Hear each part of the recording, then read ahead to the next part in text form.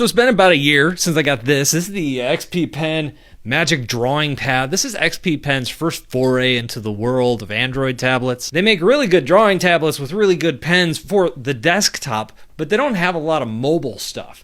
And that's why I really loved this idea. But this is the first generation of a product, and like many first gen products, it was lacking in a couple key areas. The main one being the pen offset was a little bit off for me, and because of that, kind of drove me nuts, and I had a hard time like fully recommending it, even though it did a lot of other things extremely well. So some people have been commenting, telling me, hey, they've changed that, they have improved that, you should go back, you should check it out, you should see if it's any better. And so I thought, it has been a year, let's do that. Yeah, so I'm drawing hands. It's for a video on the other channel. Kind of a long story. I'll link that down below so if you want to follow along there. I also have my courses like Learn to Draw in 60 Days. There's a link for that down below as well. Every day new lesson builds on itself. You learn a new skill every day. It's really designed for bare bones beginners. People who are just getting into art who are intimidated by other tutorials and want to dive into something. Anyway, link down below if you want to learn all about that. So after a while, you kind of forget what a product was like. I opened up this box after it had been sitting in my basement for a while, and immediately I saw the screen. It's got this nice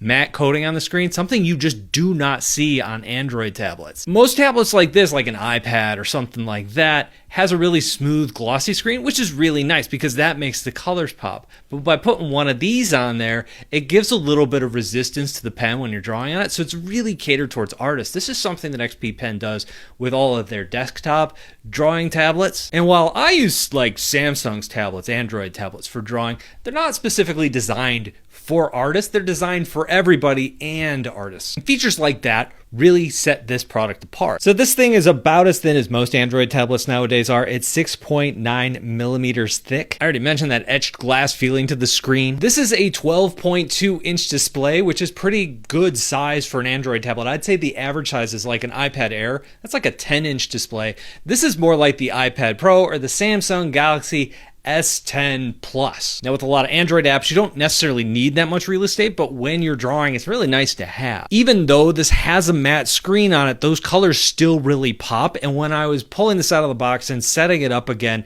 and looking at some of the wallpapers that they use here, I was really reminded of that. Not only are the wallpapers great illustrations, but they're really chosen for the colors that they use to really show off how good this screen is. Now the resolution of this display is 2160 pixels by 1440 pixels, which is a pretty standard resolution. It looks really great because you're not going to see a ton of pixels here, even when you're hovering over it, getting really close to it. That pixel density just gives you a really sharp display. Now this is an LCD display. This is not an OLED display. Still going to look really good. It's one of the higher end LCD displays out there, but you're not going to get the same pop that you're going to get on, say, like a Samsung Galaxy Tab or something like that that is using an OLED display. When you put them next to each other, you could definitely tell. And in some ways, I think an OLED display would be wasted here because of that matte screen coating. It would dull many of the effects and those deep blacks that you are getting on an OLED. There's really only one configuration in terms of RAM and storage. You get 256 gigabytes of storage on this, which is solid. It's pretty good. If you're doing art and illustration, you're going to be able to create a lot of stuff before that fills up. It is going to take you years.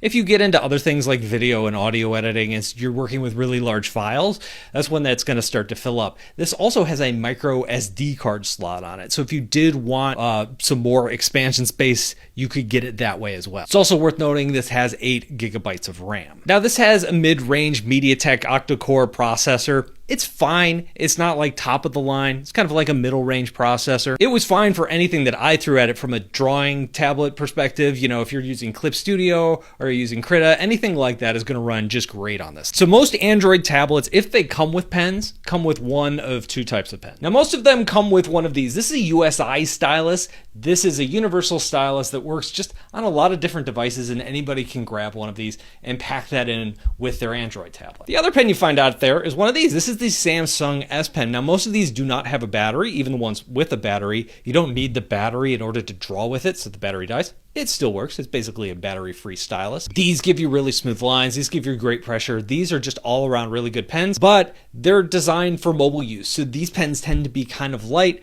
A lot of people just don't like to use them for extended periods of time. I don't mind because I've kind of gotten used to them. The USI styluses in general seem to be better weighted because of the battery inside them. They feel better. I feel like XP Pen has kind of nailed that pen feel here. It is a slimmer pen, but it's a really good feeling pen. It feels more like a desktop drawing pen than a mobile drawing pen. Okay, yeah, so I've been drawing a lot of hands lately, kind of a long story, but yeah, that's what I was doing here, is I was doing some of my hand practice. And it's great for that. It's just like a little mobile sketchbook that I could take anywhere in the house. I could take it outside of the house, take it with me, and that's something I can't really do with any of XP Pen's other products. I mean, I can, but I still have to connect them to a laptop or a desktop computer. After getting this out of the box, I looked for software updates and boom, I'm in luck. I jumped over to the notes to see what they had fixed, and they have fixed known issues. Cool. Now, to be fair, I'm probably the only person who reads patch notes. I get it.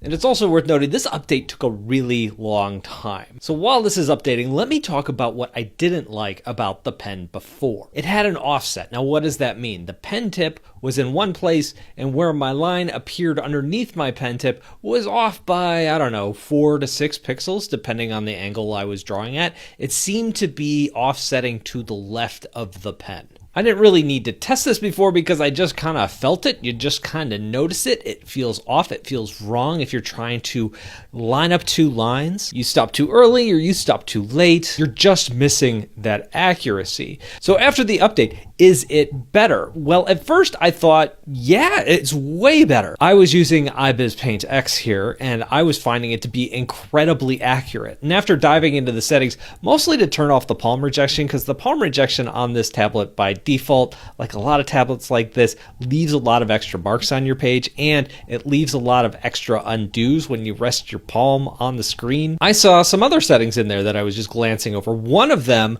was a physical offset within iBiz Paint. So this whole time I could have gone in there and actually fixed the pen myself, which I didn't realize last time. That is a really cool feature. And it looks like it's already offset here. It's also worth knowing that iBiz Paint comes pre-installed on the tablet. So this was probably something that they did internally to fix some of that pen offset, and that's why it does feel better this time. I also jumped into Clip Studio Paint to draw a little bit because that's one of my favorite drawing apps, my favorite drawing app on Android. And the offset was still here, but again, in Clip Studio Paint, I can go in and I can change the offset there. Most apps don't have that feature, but if you are using iBiz Paint X or Clip Studio Paint, both good options, you're in good shape. Now, this is not an S Pen. This is not a USI stylus. This is using X Pen's own EMR technology. I should put an asterisk by it because it's based off of Wacom's tech. So much so that in this case, I was just trying out different pens on the screen, and lo and behold, the Wacom Pro Pen 2 works on it. That really surprised me.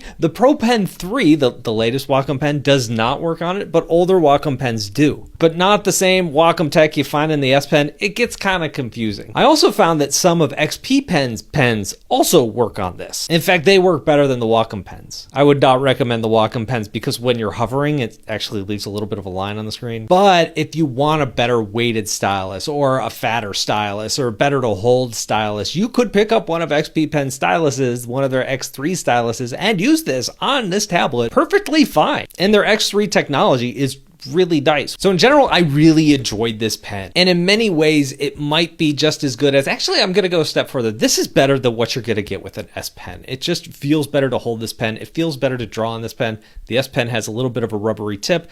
I personally prefer having a standard stylus that I'm using on a slightly textured display like this. I love the feel of the thing. In some drawing apps, you're still going to have that offset problem, but in drawing apps like Clip Studio Paint or iBiz, you're able to go in there and fix that yourself, and the pen works perfectly fine then. And so if those are your two drawing apps, I totally can recommend this now. So yeah, it's been a year, and that's generally what I think of this tablet. What do you think? Are you more interested in it now? Less interested in it now? Are you just going to wait for XP Pen's next generation to see what they're going to do next? Let me know down below in the comments. Thank you all for watching, and I'll talk to you in a couple of days.